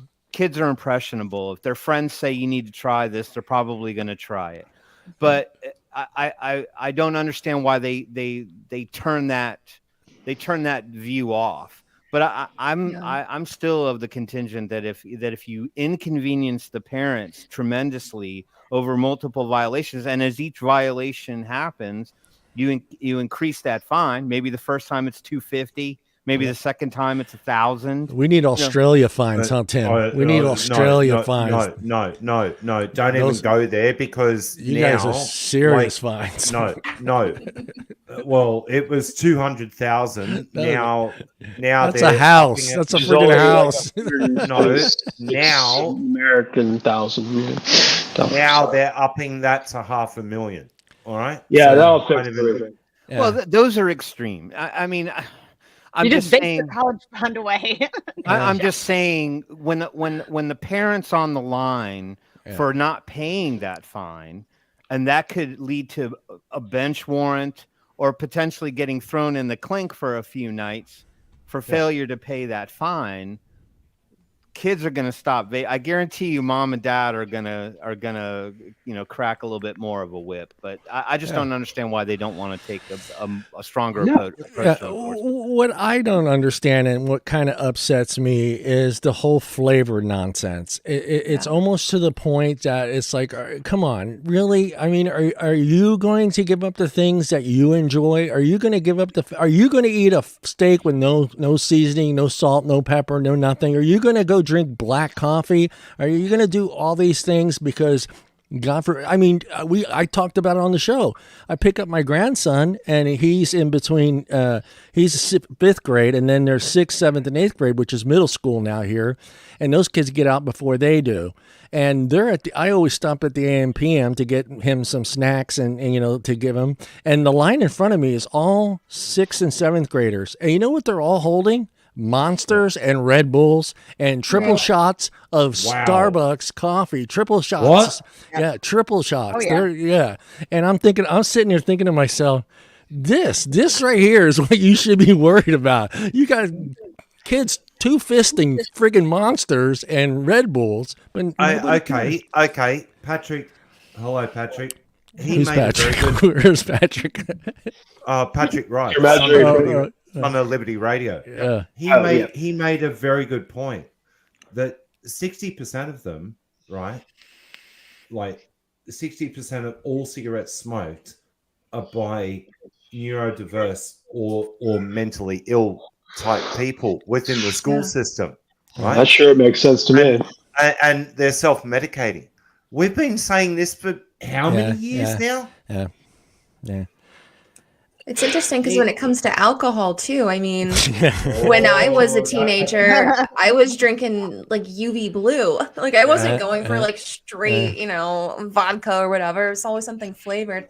Not that I'm trying to give the legislators any ideas here. But it's just interesting that, when it comes to alcohol, flavors are fine, which of course they are. It's fine. But with vaping, it's like, oh my God, the flavors. Yeah, we have pre-made Jello shots. But don't you find that funny that the general public they're going with that philosophy? It's just, okay, this flavors, but it's like, stop and think what you're saying. Are you willing to give up these other things? And to me, it doesn't make any sense with somebody just sitting there going, oh yeah, it's the flavors. It's, it's the, God forbid, the font, the color of the packaging. Stop. Yeah, exactly. Stop it, because it's ridiculous that you're using that as your number one card, flavors. Totally. Because again, I have to quote Charles Gardner real quick. It's the least harmful thing they shouldn't be doing. It is. Exactly. I mean, I can walk now. Walmart doesn't even try to put it in a separate aisle. There's alcohol fucking ice cream right on the same aisle with regular ice cream. What's stopping the kid and is even the person at the register paying attention to the kid that's buying the vodka raspberry flavored vanilla ice cream?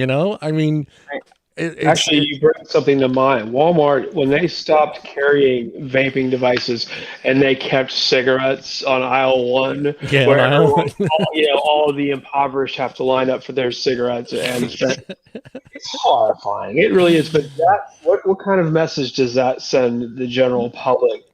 I mean, truly, when you have things like, at least you have most drugstores that no longer carry cigarettes, but Walmart literally made it a point to get rid of the Juuls, but keep the Marlboros. That sends a message to people that weren't looking to receive. It really does. Yeah. Exactly. Oh yeah, they know. They know. Look, 100. They know, 100%. and we know that they know.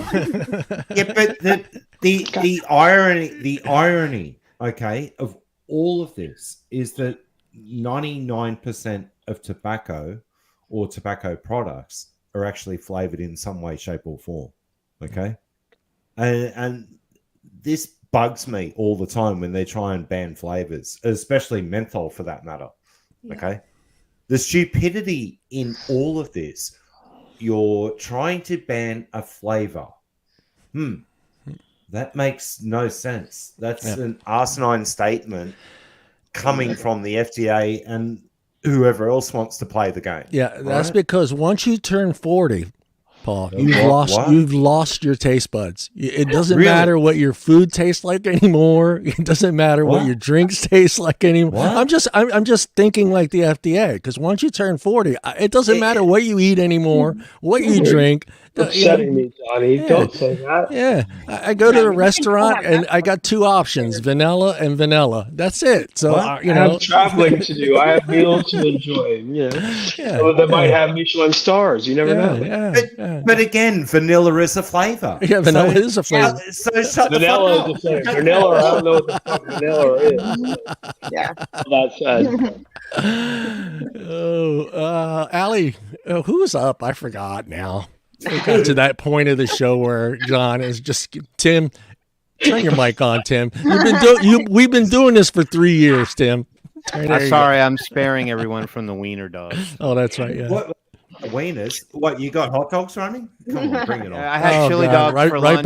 Right back to hot dogs. Go ahead, Tim. I had chili dogs. I had chili dogs for lunch, and I have 2 hot dogs running around my house. Yeah. Right. Okay. Oh, you have dachshunds, long-haired dachshunds. Yes, short hair. Short. My mother has 3. She loves your dogs. Yeah, they're. So I'm gonna ask Elizabeth the big question that I always ask people from the vape advocacy space and the harm reduction space, because this has always been a challenge. So this is a bit of a hypothetical, right? This is not an absolution. Okay. So you're standing there in front of the final legislative body that's going to say, all right, Elizabeth, you've been the Pied Piper for vaping. We're going to embrace it and say that you have to get rid of one thing about vaping. This question. What's one thing about vaping in general? It can be from any component of it that you would be willing to concede and say that has to. And they say to you, okay, we'll take that away, and you can save the rest of vaping. Is there? I know it's hard from an advocate perspective because we think that all of it has a purpose. Right. We agree. But if the end all be all was there's one thing that you would be willing to concede and say, yeah, if they took that away, I could live with that being taken away if we can keep everything. Well, that is a really tough question. Yeah, it is. I think I would say I think disposables are great, and I would not ban disposables. I would preface with that. But I would say that the black market disposables that come from abroad, if that'd be the one thing, that'd be all right, if we get those off the market and everything else can stay, I'd be happy. I think that's the best answer I could give hypothetically. But I still think there's even an argument to be made why those disposables could or should stay on the market. Yeah. But if I had to concede on one thing, I think that would probably be it. But then all flavors stay. Any amount of nicotine you want should be allowed. Yeah. Open, closed, pods, whatever system you want, disposables all should be allowed. But just making sure that the black market ones from abroad that don't necessarily adhere to regulatory standards or any sort of product standards potentially, I could agree those could go perhaps. Yeah. But then everything else has to stay. Yeah. Tough question. That's a good answer. It's focus on the black market part of it, and then come back and talk to us. You mean the black market will be created? Yeah. Oh wait. Well, I think the black market exists whether you have it or you don't have it. If you don't have it, then I think the black market becomes that much more potent and dangerous. I mean, even in the THC space, you have a lot of people that still flirt with the black market because they don't want to invest in the money that it takes to become regulated. Yeah. Do you find that legislators even have an inkling or an idea that we're open to reasonable and fair regulation around these products, or do they think that we should just be Wild West, anything goes? Do they think that we're just a bunch of cut looses? I think that a lot of them think that we're just a bunch of cut looses, unfortunately, that are just like, oh yeah, give the kids vapes and who cares? But that's I think what a lot of the folks who are testifying and advocating for these smart policies are really trying to get across to these legislators is, look, we're not saying let's wild west it and anything goes, but we're saying let's be smart about it. Let's implement smart policies. Because again, a lot of these policies that are being implemented, whether it's flavor bans or increased taxes or nicotine caps, it's just empowering the illicit market, which is where a lot of the kids are getting these things from. So if you want to protect youth from having access to these things, then make smart policies that don't, create a market where the kids can actually go get them. Right. And I think they're starting to hear that more and more. And I have to say, we see a lot of these bills pop up. Every week, I feel like there's a new bill, at least, if not multiple. And I know, Allie, you do a fantastic job finding these bills and tweeting them out and educating all of us on. I mean, if you guys don't follow Allie on Twitter, please do. She's just like a wealth of information there. It's amazing. But this is how I learned. But I think but yeah, and a lot of these legislators are starting to kind of pick up on that. And we're seeing a lot of these bills start to die, whether it's in committee or they're not getting enough votes. Usually they just die in committee. But and I think a lot of it is because they're starting to realize, maybe these bills are well-intentioned, but the unintended consequences that they're causing is, again, just defeating the purpose of these bills. And it's just exacerbating the problem that these legislators are trying to fix, which is preventing youth from having these products. Yeah. I think a lot of them do think that we're anti-regulation, and that's not the case. We want regulation. We just want a regulatory process that we can actually do as a small business, and we want fair regulations, and we not moving the goalpost every 5 minutes and doing things like, oh, here, you need this form, and if you don't fill this one form out with your PMTA, then you're automatically refused to accept. And it's like, but nobody posted that on Twitter. Nobody let anybody know that we had to fill out that form. It's just that I have alerts set to anytime they say anything about vaping, I get an email. But like not everybody has access to that. I'm here. I literally was here at midnight filling out this friggin' form and uploading it to the FDA. Because I'm like, oh hell no, I'm not getting. They're not going to get me on this. But they're out to get us. And I think like a lot of like lawmakers I've talked to, when I show them that and I say, look, this is what, and the internal memos that were found where they were going to, do one big thing for open systems. And then that changed, all of that is pretty shocking if you show that to people, because they don't realize like that we're set up to fail. Okay, I need. And of course, what they have done has led to this in more ways than one, which is something I'm still trying to get over.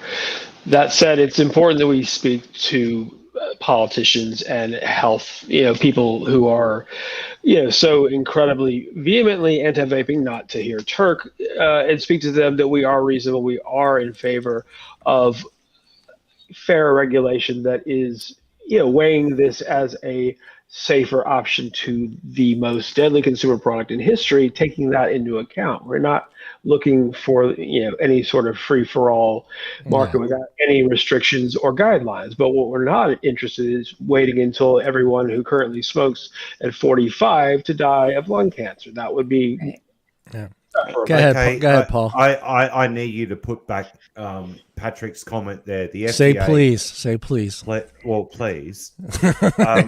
There you go. I need that comment put back up on the screen, because right there. 2014. Right there. Right here. Okay. Here's the thing. This is 2 years before deeming regs got handed down, 8816. I remember that day like it was yesterday. And there's a number of people within this chat right now that remember this day wholeheartedly. They knew what was going on way before everything that's been rolling down the pathway now. And then Patrick's next comment is that the PMTA was specifically designed to weed out the smaller players, right? And then every single time they move the goalposts, as people say, I call it something else. I call it manipulation. No, I call it manipulation. No, I'm being nice now. All right, go ahead. I'm calling it manipulation of what was originally put together. Rewriting okay, say you're on the 10-yard line and you've got 30 seconds left in the game. What are you going to do? Are you going to punt for a goal? I'm going to take a knee. Right. I'm kidding. No, what are you going to do? Are you going to punt for a goal, or are you going to try and actually go straight for a touchdown? What are you going to do in that situation? I'm going to run the old Liberty play. I'm going to punt it. Thank you. Yeah. Quick question for you. You have a lot of representation, and I'm looking at it. So it's all, let's see, Italy, Brazil, Spain, France, and Germany. Which one of these countries is doing it right, and what should we learn from them that we're not doing here? That is a great question. So I have to admit, I focus pretty much just on the US for this, but I would have to say, I mean, one of the examples we use constantly is the UK.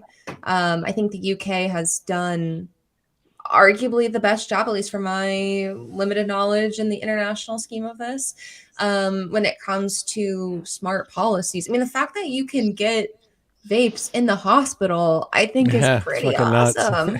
Yeah, I think that's like really cool. And that's something that I tell like my oncologists when they, you know, push back on the studies I'm trying to tell them about. I'm like, well, you can literally buy them like at the hospital in the UK, and they're giving them to, you know, pregnant women in the UK to get them to stop smoking. Like, I think they've really taken a bold and smart approach to this.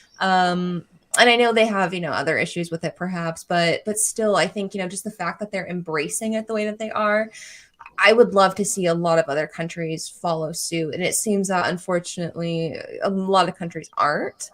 And we're seeing more and more bans pop up all around the world, and you know, more attempts to limit access for consumers for these products all around the world. But I do think that the UK is, to me, one of the much better examples that I would wish more governments would look to and follow. No, they've gotten the right message out with a sense of urgency, which is exactly what needs to be done, what it deserves. But even Canada like came out recently. Public Health Canada did a great, I think it's called Public Health Canada, whatever they're called. Health Canada, whatever they are. Yeah, the Canadian. Easy, we have a couple Canadian viewers.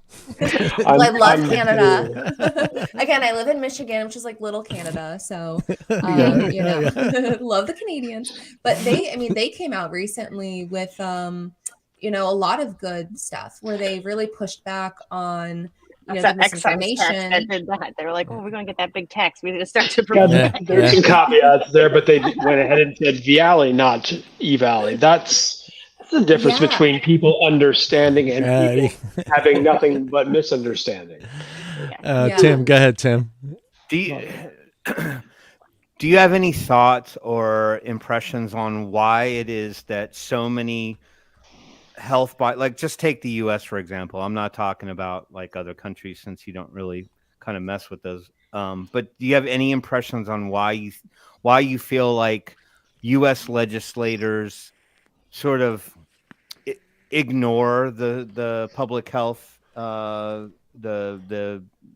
UK public health papers or the Cochrane group and stuff like that? Do you have any thoughts on why you think they just won't accept any of that language from them or their endorsements? That's a really good question that I wish I knew the answer to. And I think all of them kind of maybe have, you know, slightly different variations of their opinions here. But I mean, one thing that I hear when every testimony I give, I always mention the study from Public Health England about vaping being 95% less harmful. Because I just feel like a lot of these legislators don't know that. And, you know, again, they're always saying like, oh, it's the same as smoking. Like, it's not. But oftentimes, you know, I'll hear back like, well, that was paid by the tobacco industry. It's like, again, like, no, it's not. Or not. The Bloom turds are maybe paying off entire governments, but I don't think the tobacco industry is. So I think, again, it's just the misinformation, and I think they're so warped sometimes with what they're hearing from these other groups that they just don't want to believe that vaping actually could be better for you than smoking combustibles. And there just seems to be such hatred towards the tobacco industry and the tobacco companies that like they just don't want to accept it. And we hear all the time too in these hearings that you know, well, the tobacco companies are just trying to addict the kids through vaping so they can have lifelong customers. And it's like the tobacco companies are moving away from combustibles. And from what I've seen, it seems like they're all cool with it being, you know, the T21 measure, and they don't want the kids to have it either. You know, they want to be responsible and with the products they're selling and who they're selling to, so they can continue to make money and keep their bottom line. I mean, they're businesses at the end of the day. And I think they're great businesses. And I think the fact that they're moving towards, you know, kind of smoke-free is fabulous. And that should be encouraged and not penalized or punished through legislation. Yeah, And I that's just still there gonna was have lifelong customers with cigarettes if that's the only thing that's left on the market. Yeah. That's what I And don't get. You're and eliminating. you have these are all publicly traded companies. Right. They have shareholders to answer to. Perhaps they should think about whether or not they would like them to continue smoking the most deadly product, or sell something that actually is going to help people not smoke and live better lives. The truth is, I don't know how many different times I've been called a shill for big tobacco. It was inevitable that tobacco companies were going to get involved in this. Now, if people could only realize that tobacco companies have a vested interest in transitioning to selling something other than cigarettes, it's good for everyone, their shareholders and the public and people who smoke. And if you want to call, let's just say the Royal College of Physicians, one of the first, professional health organizations to get behind vaping, they were the ones who called out big tobacco decades ago for lying about the harms of smoking. So I think that's also interesting and ironic. But people have to understand it's in the best interest of tobacco companies to do this right, and their science is, let's just say, it's scrutinized more than any other type, of research out there, and it's hard to find fault with that. So the whole idea that it's a big tobacco conspiracy is just nonsense. Yeah. Right. I want to share Elizabeth's page. You guys can find a little bit more about Elizabeth on this page. The link is in the chat, and you can also scroll down and see some of the. These are articles you have written, correct, Elizabeth? Yes. A lot of are on vaping. There's a few other ones if you're interested in telecom or agriculture. There's some other goodies in there for you too. But you should know. You should know it. Well done. Hey, vaping is somewhat technology. It is. In a way. It's a lot of tech going into that jewel. No, I see you at the World Conqueror. You got the Analyst phrase. My brother's from up north. Guys, the link to take you to her page and also to the Consumer Choice page that link is in the chat. So we'll get back to it. I just wanted to make sure I didn't forget that and not make that mistake. Jayhawks and we'll forgive it.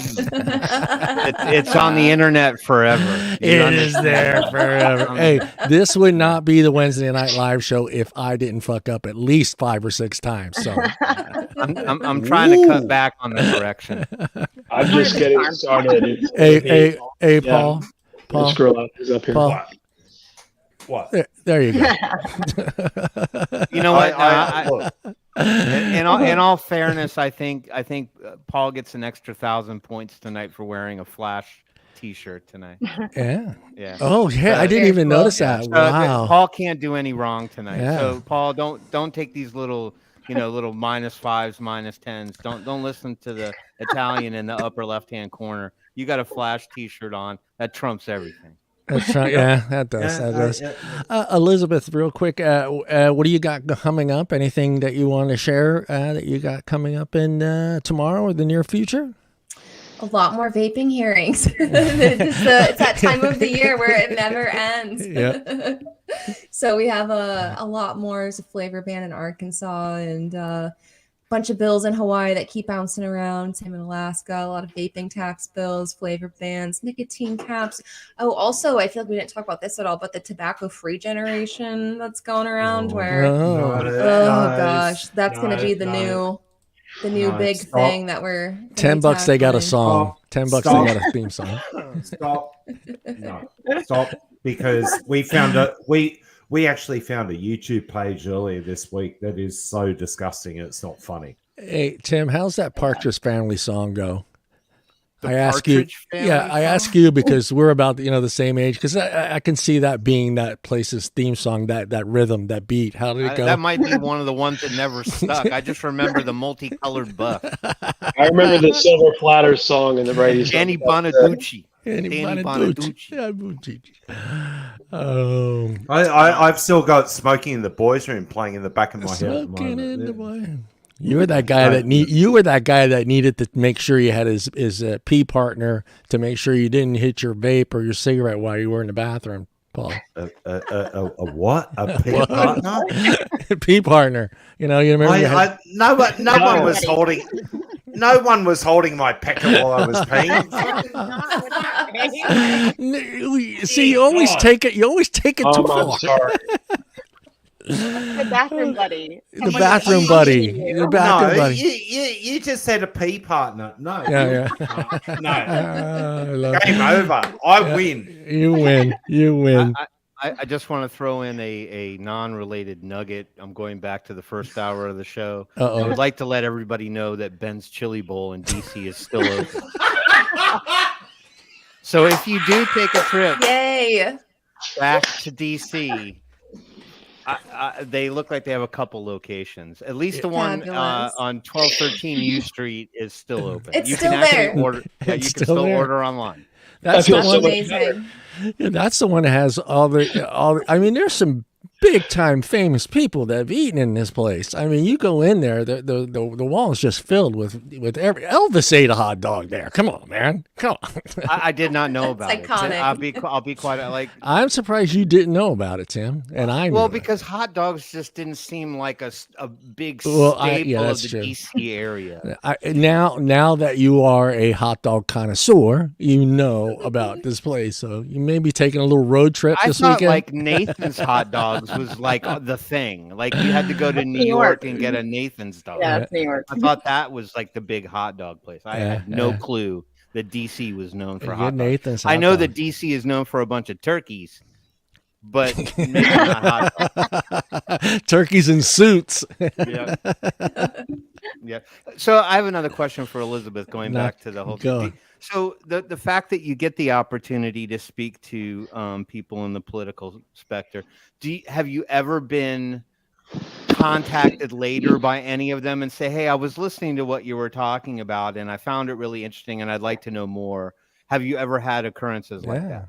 Yeah, it's definitely more rare than I would like it to be. That's the one hard thing about the testifying in these hearings is you get to say your piece, then they kind of cut you off, and then they get to say, oh, well, that's all just paid by whatever, and kind of discredit you, and you don't always get the chance to respond, which is really frustrating. But I've had a few legislators, reach out to me afterwards. And I always submit written testimony as well with my email. And I shouldn't say always, but oftentimes I'll email them with my testimony, 'cause they get a lot of testimony. I really want to make sure that they're actually reading it. So I'll annoy them as many ways as I can with it. And I've had a few reach out afterwards and ask for either more information or to expand on something that I had said and maybe didn't cover as in depth as they would like. Did you feel they were genuine? Did you feel they were genuine about that? Yeah. Okay. Yeah. I mean, I feel like if sometimes maybe they're looking for a gotcha, but oftentimes they just do that in the hearing. We were talking before we came online, and it's happened a few times, and it's not just me. It's anyone that's pro vaping, especially if we come from the think tank world or any of these other areas, but. They'll often just count us out as we're being paid by big tobacco, which is not true a lot of times, which is frustrating. And so then it's not genuine. But I think oftentimes when they follow up, they are genuinely looking for more info. Yeah, that's good. They're thinking about it a little bit more. Yeah, you're right, though. They need to up that time thing. I watched that little clip Ali sent me of you, and it's just like you knew. I'm watching the clock, and you're reading. I'm going, go girl, come on faster. It's like buzzer beaters, all the time. They're like, oh. And I didn't realize what you just said a few minutes ago. And that you don't get to rebuttal. You don't get to do that. And that's that's got to be as frustrating as fucking hell to be, because they're not on the clock. They can bust you up for 5-10 minutes straight after your 2 minutes that you got, and now he's going to go on a rant for 8 minutes, and then you're just there left holding the bag. I mean, no. That would drive me absolutely nuts. As an Italian, that would drive me absolutely nuts. I'm also Italian, so I'm just like, come on. What a matter you? Exactly. It's rare that we get questions, but I'm like, thanks for the opportunity. Happy to answer any questions. I'm like, please give me a question. Because also too, it's like whatever they ask, like, okay, I don't really care. I'm going to just tell you what I want to tell you and get my point across again. But it's rare that happens, unfortunately, which I get to, especially when it comes to these bills. There's so many people testifying. They just want to get through it. But I wish they would ask. Do you ever have they read your testimony when you do have take the time to write it out more so than they listen when you show up? Because what comes to mind immediately are these self-righteous declarations. Like one lawmaker in New Mexico said something like vaping is a gateway to fentanyl, something of that nature. We're hearing that a lot now. We're like, where is this coming from? Remember. Well, thank you, Dr. Ryan Marino, for illuminating the world. But that's the sort of thing that people say, and I don't have the right word for what that is, to be honest. In a lot of ways, I simply want to ignore it because it's that silly. Yeah. But they do say that, and they will. Some of the more. That's something I would like to ask you. When someone says something so nonsensical, so completely unrelated, in response to what you just given, which are quality facts, testimony about the health benefits of vaping, why this is a bad call in terms of policy, and someone says, well, vaping leads to I don't know all kinds of stuff, porn addiction, and fentanyl, all that kind of stuff. What do you say to that? I mean, obviously something along the lines of, well, that's an interesting take, but do you tend to just go ahead and let those people believe in magic, or do you? It really depends. Because oftentimes, I'll be sitting in these hearings and I'll be listening to everything before me and just hearing, from both sides, what is everyone saying? And for me, I keep my testimony pretty consistent with, what facts I'm giving, and I kind of have it down to. I mean, if you guys have ever seen the videos, you're like, oh, wow, damn, this girl says the same thing every time. It's like, this is what the people need to know. And so, but sometimes we'll tweak it, depending on what people say before us. So if like that comes up, like Lindsay from Taxpayers Protection Alliance does a fabulous job with this, where she then will be like, she's great. Where then she will, dispute, the fentanyl and how it's leading to that. And, she'll bring up all sorts of solid data and facts. But there's a lot of other folks that will do that as well. Like, especially when it came to like popcorn lung and Valley, and we hear about that, where it's erectile dysfunction. Right. We're just like, okay, guys, this is not hair loss. Not factual. And now too, one thing that I bring up in my testimony pretty consistently is, it's always, again, a lot of these bills are inspired by let's protect the youth. And there's a youth vaping epidemic. So now it's like, well, actually, Brian King said that they're not using that language anymore because it's not an accurate depiction of reality. So there isn't a youth vaping epidemic, according to the FDA, which if we're going by, them being the end all be all for a lot of these data points, then like we got to again keep it consistent because they're not using that anymore. So then why are all of the tobacco control folks saying that? Right. So it is hard to, and again, you're on the clock, you have a time limit, and sometimes they change it last minute. Like oftentimes it's usually 2 to 3 minutes. You were speed reading, girl. When I was watching that video, I was like, come on, you got it. I'm looking at the clock. I'm looking at you, and I'm like, come on, you got this. Oh, yeah. All right, guys, one last thing about fentanyl. I would encourage everyone to take a look at Dr. Ryan Marino's YouTube channel. You look on Twitter. He's done several segments on fentanyl. Anything that you might want to know, any truths, any myths that are out there. He presents the facts in a very clear and really easy to understand way. He's great. Yeah. Absolutely. I agree with that. I had a question, but I forgot. You wanted to ask me if I was wearing pants, and the answer is absolutely not. Not yet. Not yet. What time is it? I wish I could put shorts on, damn it. All you guys everywhere else other than me in sunny California is got 85, 75. I'm 60, 55, 40 in the morning. I hate it. This is ridiculous.